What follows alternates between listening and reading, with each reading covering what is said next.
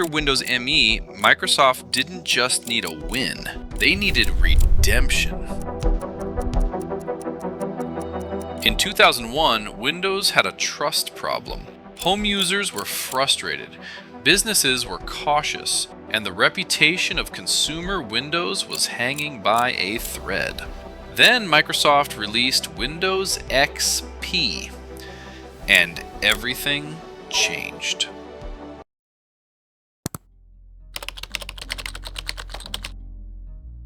Windows XP wasn't just another version of Windows, it was a turning point.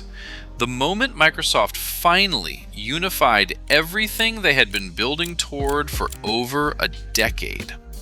For the first time, Windows was built on a single foundation. Under the hood, Windows XP was pure NT, the same architecture that powered Microsoft's most stable business operating systems. But on the surface, it was friendly, colorful, and approachable. This was stability without intimidation, power without complexity. It was Windows that finally worked for everyone.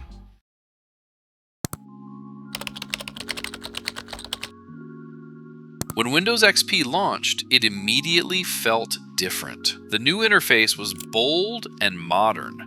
Bright colors, rounded buttons, soft gradients. The green start button became iconic. The Bliss wallpaper became legendary. But XP wasn't just a visual refresh. It was reliable. Crashes were dramatically reduced. Memory protection actually mattered.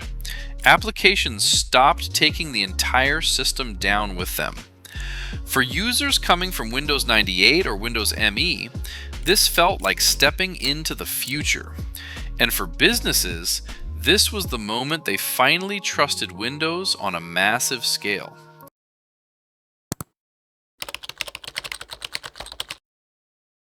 Windows XP handled hardware better. Driver support improved. Plug and play finally felt dependable. You could install software without holding your breath. You could leave your computer running for days, even weeks, without rebooting. That was unheard of for most home users at the time. Windows XP also arrived at the perfect moment. The internet was no longer optional. Home networking was becoming common.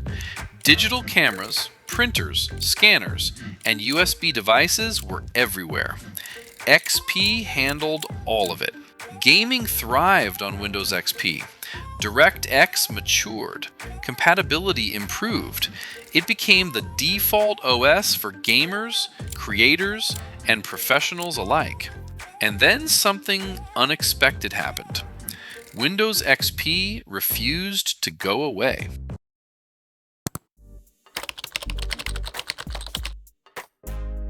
Year after year, new versions of Windows were released, but users stayed on XP. Businesses delayed upgrades. Governments delayed upgrades. Entire industries delayed upgrades.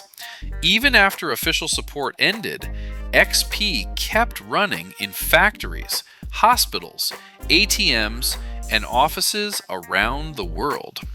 It wasn't because people were lazy. It was because XP earned trust. It worked. It stayed out of the way. And it did what people needed without demanding constant attention. Windows XP became the operating system people measured everything else against. Too unstable? XP didn't do that. Too complicated? XP was easier. Too aggressive with updates? XP just let me work. For many users, Windows XP wasn't just an OS, it was home. And that's why moving on from it was so hard. Eventually, time caught up. Security threats increased. Modern software moved forward. But even today, Windows XP is remembered as the gold standard. Not because it was flashy, not because it was perfect, but because it struck the balance Microsoft had been chasing for years. Power, stability, Usability. Windows XP didn't just save Microsoft, it defined modern Windows, and it closed the chapter on one era, while opening the door to everything that came next. Because after XP, expectations changed. Users expected stability, businesses expected reliability, and Microsoft was held to a higher standard than ever before.